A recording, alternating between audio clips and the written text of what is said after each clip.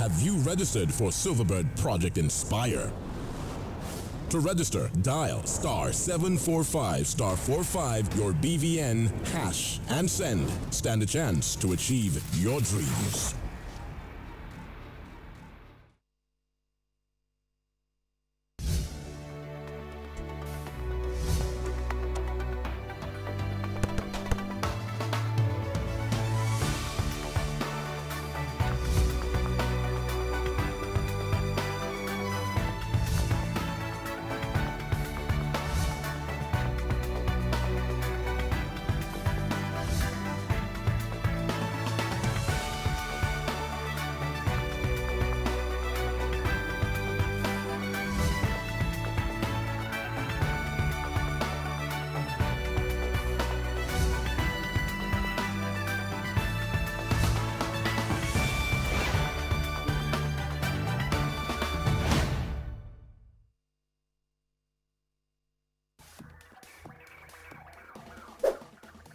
You can now stream Silverbird News 24 live on mobile app.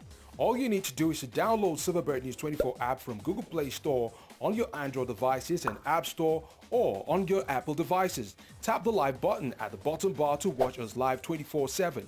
You can enjoy all our news programs including Pigeon News and program. Silverbird News 24. The news never stops.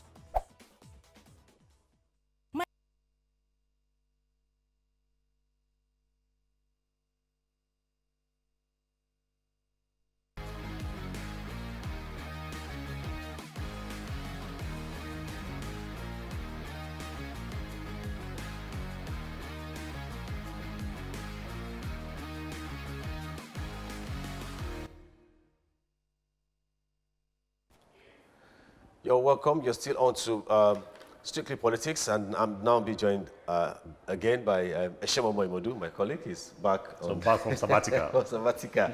And of course, we still have Barrister Abubakar Yusufu with us to quickly look at a few things before we run out of the studio. Let's quickly look at Ondo election. Yeah. Okay, let me start with Barrister Yusufu.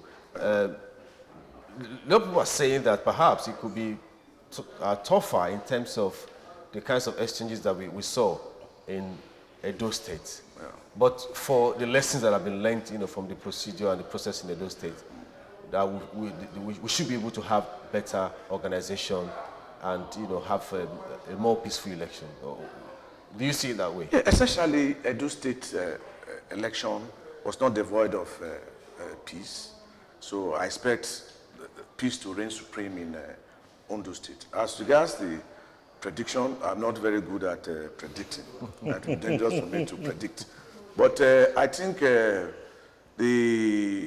ultimate, so to say, ultimate leader of the Southwest, Ahmed Tinubu, should reconsider some of his fighting soldiers and reorganize. No doubt you cannot take that ability. Somebody has been able to grow his political machine from one state and was able to build a coalition, structure across they planted a seed that grew from inception, became a very big baobab democratic tree in which the birds of the air comes now to take refuge and repose. But again, it should try and mend fences. It should try and reconsider reconciliation with some of the estranged political zones. Most prominent of this is Akinwumi Ambode, who, like no doubt, was a very big, mark for Tinubu. Even the exit was very discouraging and disparaging. We have since discovered that he's a patriot. Not only would I advise Tinubu, the Ondo election goes beyond this year. Ondo State. Okay. It's going to state. It's going to determine what happens even in many other states. Eshomomo, you have been following the Ondo elections. Has anything changed from what happened last week? All of the attack and counter-attack, both verbal and physical. We saw the attack on the convoy of the PDP candidates approaching one of the traditional rulers. We saw the counter-attack and the accusations, and people are wondering, are we going to be able to campaign without having to bother about attacks and counter-attacks all over the place. You see, what I see about Ondo election is the play out from what happened in Edo. There was this anxiety in Edo that we're going to have violence, but eventually God was on our side in Edo. We didn't have the kind of violence.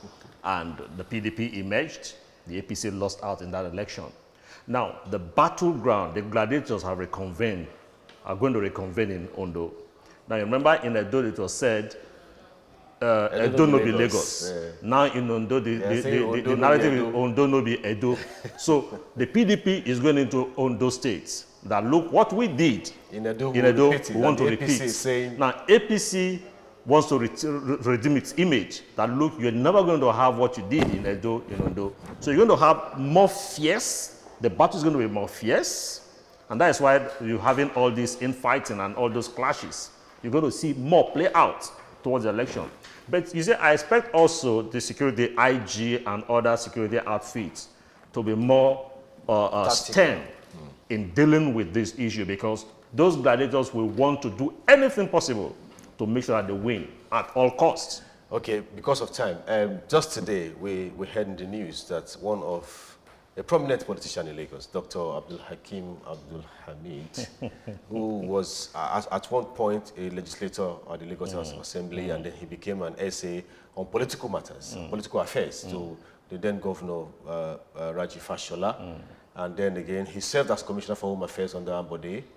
And until a few days ago, he was also the special advisor to the Speaker of the Lagos House of Assembly.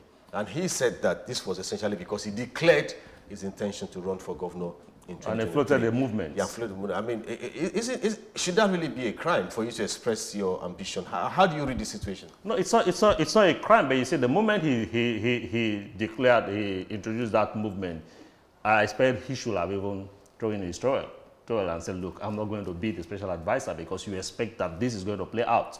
You can't, in a system, launch such a movement and you still think you're going to remain. So I guess he must have calculated his own stuff, and it's all a game about 2023. And just like the barrister said, I think the leader will need to put certain things in perspective, because everything that is playing out from Edo going forward is a play out towards 2023. So the handwriting is so clear on the wall. So he must go into serious reconciliation. Now, if you have, it's never happened like this in Lagos. You have somebody close to a high-ranking APC member in the state resigning, moving into another group. So you don't know what is going to play out in the future. He has not told us yet where he's moving to. Okay. But the whole thing is looking like they are victimizing me because I declared an ambition to be governor. The whole thing is and I also noticed the indigene, non-indigene card being played. I read very closely, the write-up that he pushed out there. I'm a Lagosian, I'm born, I worry. Okay. And before now, there's been this conversation about it's high time we bring an indigene and all that.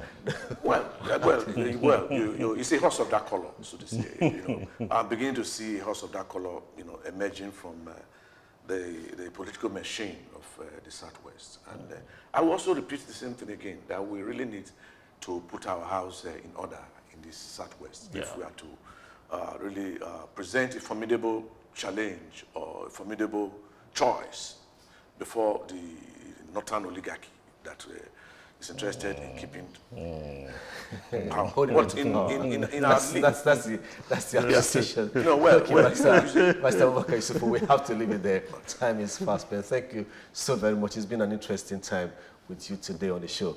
That's about the size of our package. Shomomo, what have you got to say? Yeah, just like you said, nice one. Let's see what happens going forward on the election. By the way, you will be in Ondo, so we'll be here to hear from you what's going on in Ondo State. Thank you very much indeed for being part of the show. I'm Hakeem Ishola. Bye-bye now.